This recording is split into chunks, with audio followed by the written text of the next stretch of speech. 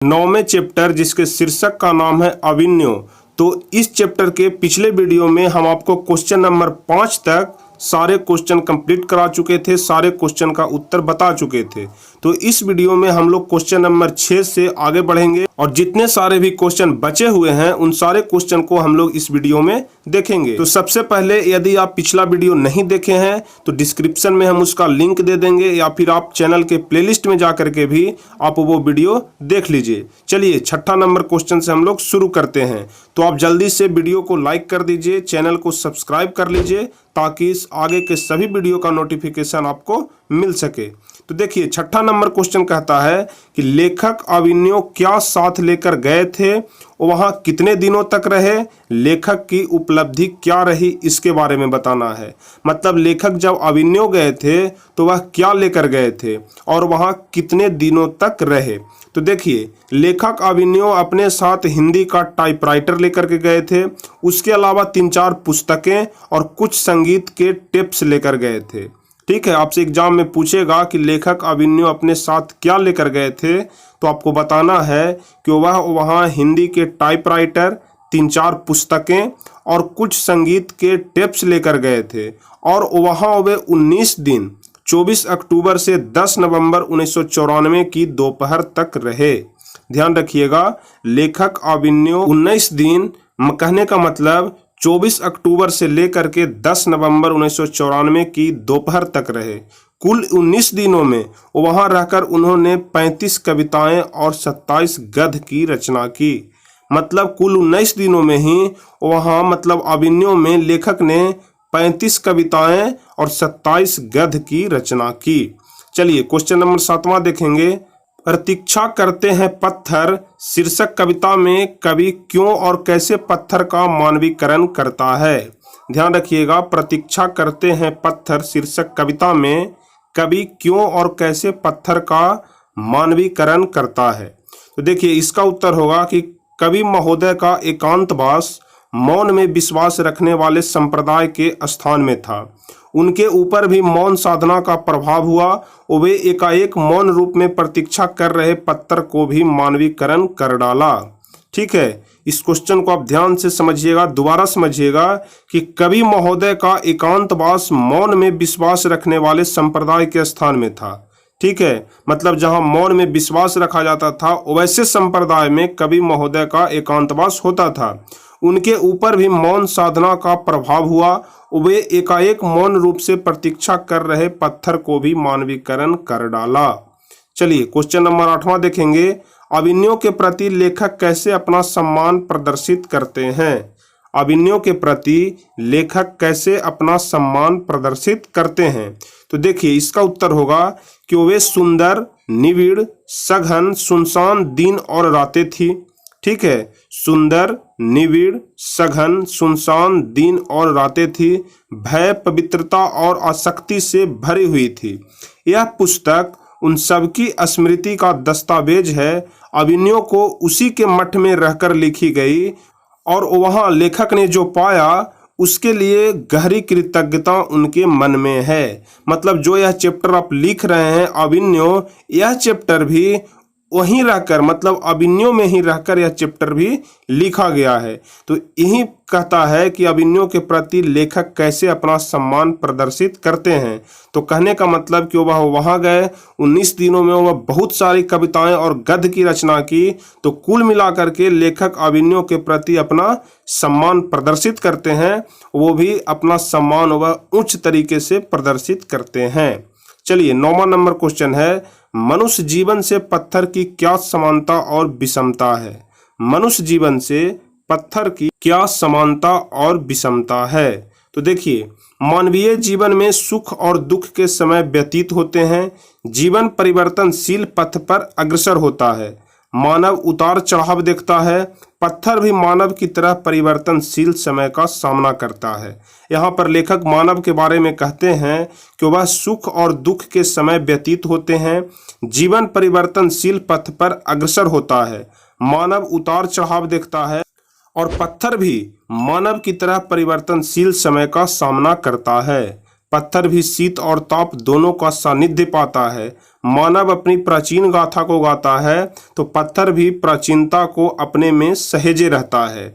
मानव अपनी भावनाओं को प्रकट करता है, अपने अनुभव को व्यक्त करता है, परंतु पत्थर मूक रहता है।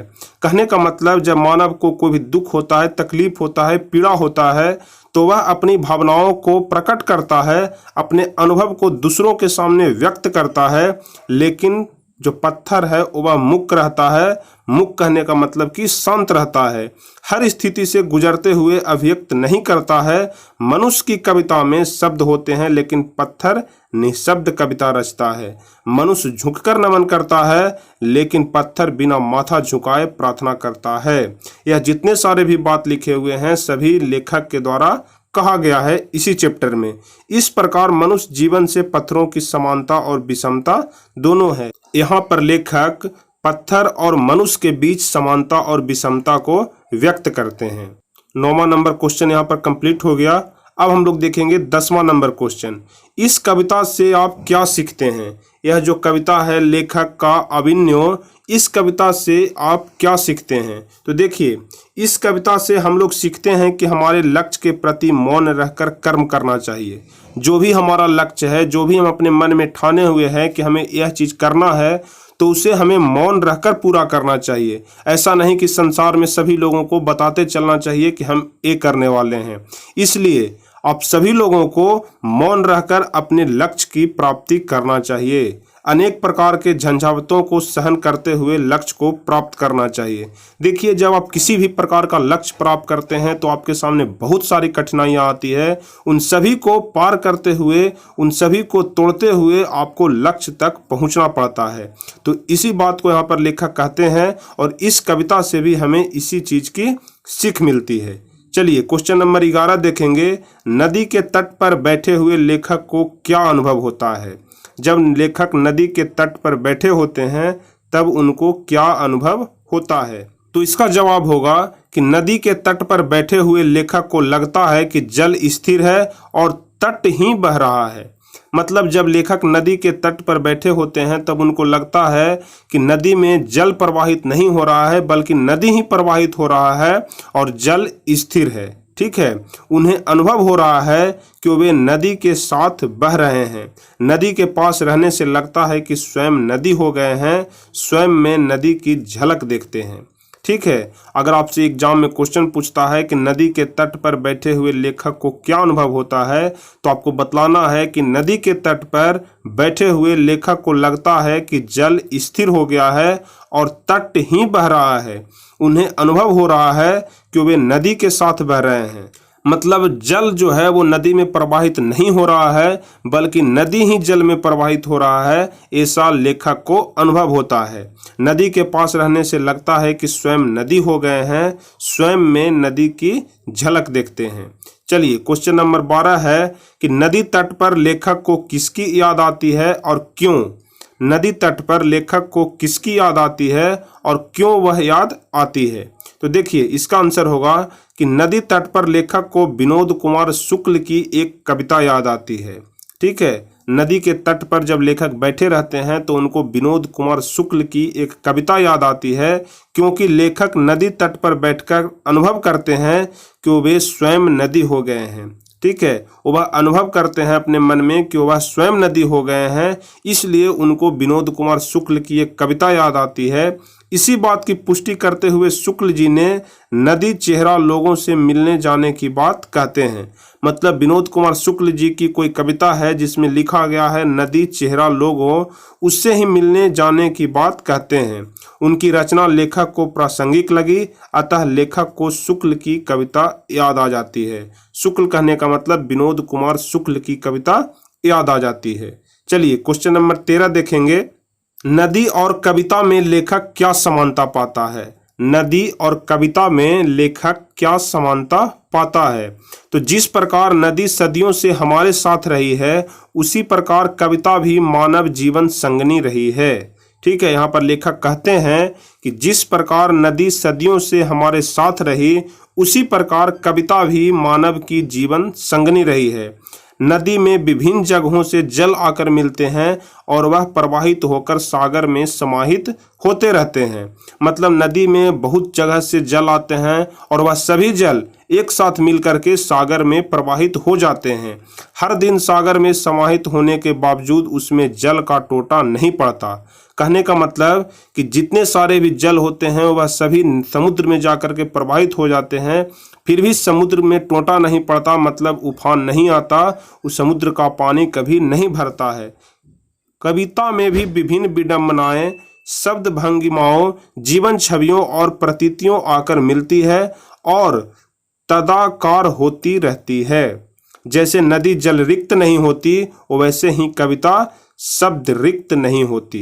यहाँ पर कविता की तुलना वह नदी से करते हुए कहते हैं कि जिस प्रकार से नदी कभी जल रिक्त नहीं होती, मतलब जिस प्रकार से कभी नदी में पानी नहीं सूखता, उसी प्रकार से कविता कभी शब्द रिक्त नहीं होती, मतलब कविता में कभी भी शब्द खत्म नहीं हो सकते हैं। इस प्रकार नदी और कविता में लेखक अनेक प्रकार के समानताएं पाते हैं। तो यही आपका क्वेश्चन कह रहा था कि लेखक इस कहानी में नदी और कविता में क्या समानता बतलाए हैं, इसी बात को लिखना है। चलिए क्वेश्चन नंबर 14 देखेंगे। किसके पास तटस्थ रह पाना संभव नहीं हो पाता और क्यों?